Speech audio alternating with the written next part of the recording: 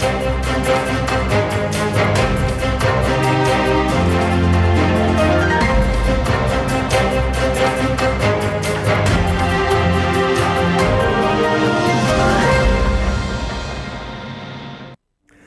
siang pemirsa, Presisi Siang kembali hadir untuk Anda. Selama 1 jam ke depan, kami telah menyiapkan sejumlah informasi terkini. Bersama saya Bribda Ternoliwadu, kita lihat dulu 3 berita utama siang ini.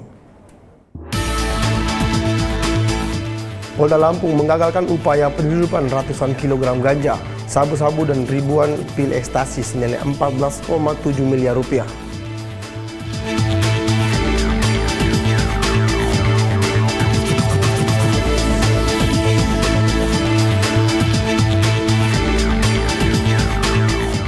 Polres Aceh Utara melakukan pengamanan acara kampanye akbar pasangan calon gubernur dan wakil gubernur Aceh nomor urut 2.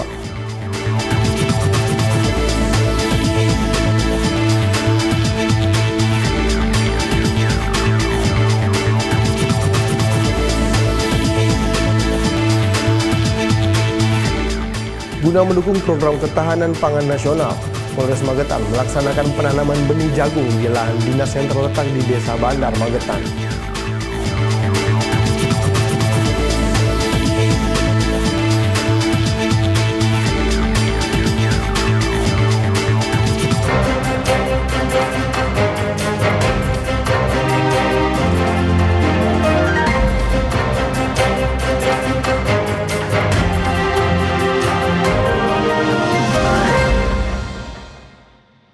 Kita ke berita pertama.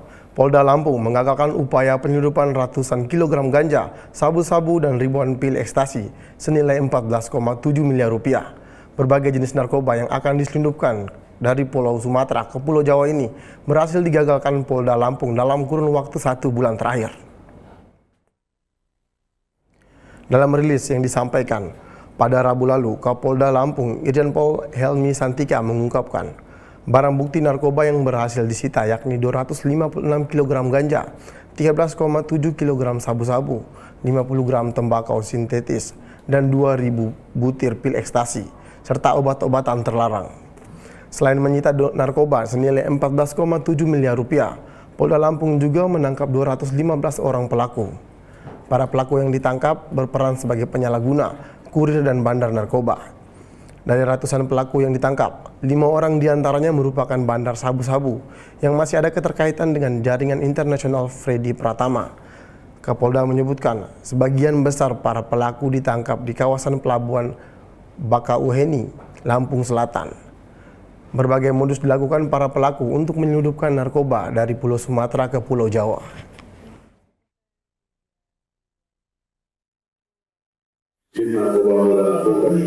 Keadaannya bertolak-tolak kita berada meningkat total keseluruhan ada 159 laporan polisi dan jumlah tersangka yang sudah difonis berjumlah 215 tersangkaan yang dihadirkan di sini.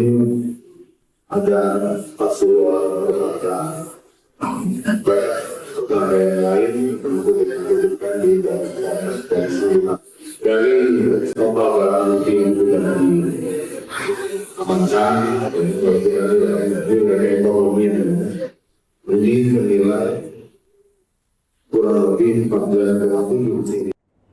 Sementara itu di Kalimantan Timur, Polresta Samarinda menggelar pemusnahan barang bukti narkoba jenis sabu seberat 4,07 kg dan tembakau gorila seberat 164,46 gram. Pemusnahan barang bukti narkoba ini dilaksanakan pada Kamis 14 November lalu. Pemusnahan barang bukti narkotika ini dilaksanakan saat rilis di lobi Mapolresta Samarinda pada Kamis 14 November lalu. Kasat Res Narkoba Kompol Bambang Suhandoyo menjelaskan jenis narkotika yang dimusnahkan berasal dari 7 tersangka.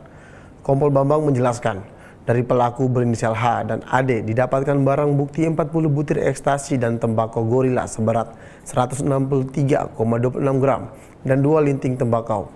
Sementara dari tersangka JM didapatkan 59 paket seberat 86,02 gram. Sementara dari pelaku HRD, Polresta Samarinda mengamankan sabu seberat 0,83 gram. Dalam pemusnahan barang bukti ini, Polresta Samarinda menghadirkan tersangka dan disaksikan lembaga terkait dari perwakilan Badan Narkotika Nasional Kota Samarinda dan Kejari Samarinda. Beralih ke kasus lainnya, Satreskrim Polres Padang Pariaman mengamankan 2 orang pelaku anggota sindikat spesialis pencurian mobil pengangkut barang lintas provinsi pada Kamis 14 November lalu. Penangkapan kedua pelaku ini, kata Kapolres, merupakan pengembangan dari penangkapan 2 orang sindikat yang lebih dahulu dilakukan oleh Polresta Padang. Hal ini disampaikan oleh Kapolres Padang Pariaman, AKBP Ahmad Faisal Amir. Dalam keterangan resminya di Mapolresta setempat, Kapolres menyebutkan melalui penangkapan 2 pelaku ini, total ada sebanyak 4 tersangka sindikat spesialis pencurian mobil pengangkut barang yang sudah diamankan. Ia menyebutkan sindikat ini telah melakukan 5 kali aksi pencurian yang lokasinya di 2 kota Padang dan 3 di Padang Pariaman. Keempat tersangka ini dalam operandinya memerankan masing-masing, di mana diantaranya menjadi pemetik, sopir, pengintai, dan penadah. Kapolres mengungkapkan kronologis operandi ini dimulai dengan melakukan pengintaian mobil untuk menjadi target pencurian. Pengintaian ini berlangsung dengan menggunakan mobil rental yang dilakukan pada malam hari hingga menjelang subuh. Mereka hunting, mencari peluang. Begitu ada yang nganggur ataupun bisa dilakukan pencurian dengan menggunakan kunci T, mereka langsung ambil. Ya. Kemudian motifnya ini selalu menjadi alasan mereka dengan perekonomian, karena mereka berulang kali ini merupakan sindikat, ya, sindikat dan spesialis L300 pick up. Ya. Di Sumatera Utara, 6 orang remaja anggota geng motor yang melakukan aksi penyerangan terhadap salah satu rumah warga di Desa Bangunsari, Kecamatan Silolaut, berhasil ditangkap personel Polres Asahan. 5 diantaranya merupakan anak di bawah umur dan berstatus pelajar. Kapolres Asahan, AKBP Afdal Junaidi, dalam rilisnya pada Rabu lalu menjelaskan, para remaja ini melempari rumah korban menggunakan batu dan botol.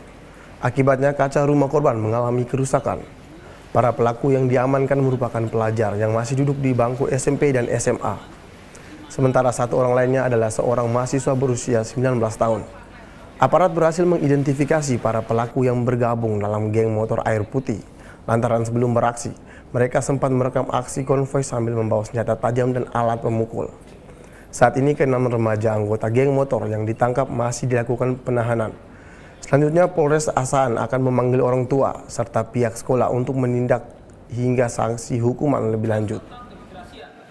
Ancaman penjara paling lama, di mana duga pelaku ini mengacungkan senjata tajam pada saat melintas di jalan barang bukti tersebut dengan menimbulkan ketakutan warga sekitar. Setelah kami dapat informasi, tugas kami langsung mengamankan yang bersangkutan dan saat ini masih dilakukan proses oleh penyidik di Satreskrim Polres Asahan. Barang bukti yang kami amankan adalah 1 buah senjata tajam jenis parang dan 1 unit sepeda motor merek Vega warna putih. Untuk kasus yang keempat yang kami paparkan adalah geng motor juga, di mana mereka secara bersama-sama melakukan kekerasan dan mereka adalah perkumpulan geng motor air putih yang ada di Arjoman. Diduga pelaku ini bersama-sama melakukan pelemparan ke rumah Ibu Manis Disregar.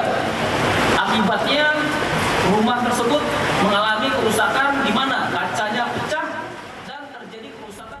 Beralih ke Jawa Timur, setelah penyidik Polrestabes Surabaya melakukan pemeriksaan terhadap oknum pengusaha tersangka persekusi terhadap anak, polisi menetapkan pelaku sebagai tersangka dengan pasal berlapis. Dan berikut laporan reporter Bithumas Polda Jatim, Bribka Riana Sakira. Baik pemirsa Polri TV, terkait dengan pengembangan kasus persekusi terhadap anak sekolah di SMA K2 Gloria Surabaya yang dilakukan oleh pelaku IS, kini polisi menetapkan pelaku IS sebagai tersangka dengan pasal berlapis. Hal ini disampaikan oleh Kabid Humas Polda Jawa Timur, Kombes Pol Dirmanto, pada konferensi pers di Polrestabes Surabaya. Berikut liputannya. Kabid Humas Polda Jatim Kombes Pol Dirmanto menyampaikan terkait pengembangan kasus persekusi terhadap anak yang dilakukan oleh Ivan Sugiamto. Polisi telah menetapkan pelaku sebagai tersangka dengan pasal berlapis.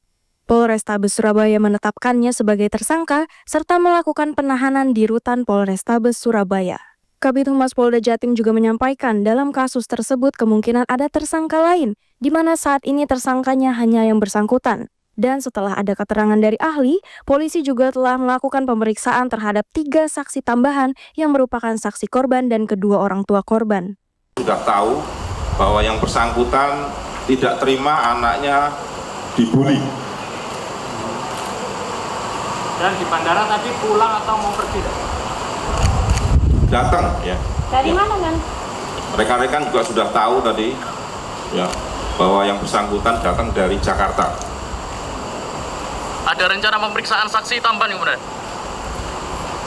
Kemungkinan ada. Dari ahli dan? Kemungkinan ada dari ahli nanti ya. 3 saksi tambahan itu dari korban atau dari? Ya, jadi 3 saksi tambahan yang kami sampaikan tadi siang itu merupakan saksi korban dan kedua orang tua. Ya. Kombes Pol Dirmanto juga mengimbau kepada masyarakat apabila anaknya berseteru dengan anak lain atau kasus anak dengan anak, bijaknya diselesaikan dengan kepala dingin. Baik pemirsa, demikian informasi yang dapat kami sampaikan. Bribka Riana Zakaria melaporkan untuk Polri TV. Salam presisi. Deklarasi damai untuk pemilihan Kepala Daerah Sumatera Selatan 2024 digelar di halaman rumah dinas Gubernur Sumsel, Geria Agung Palembang. Informasinya selengkapnya usai jeda berikut ini.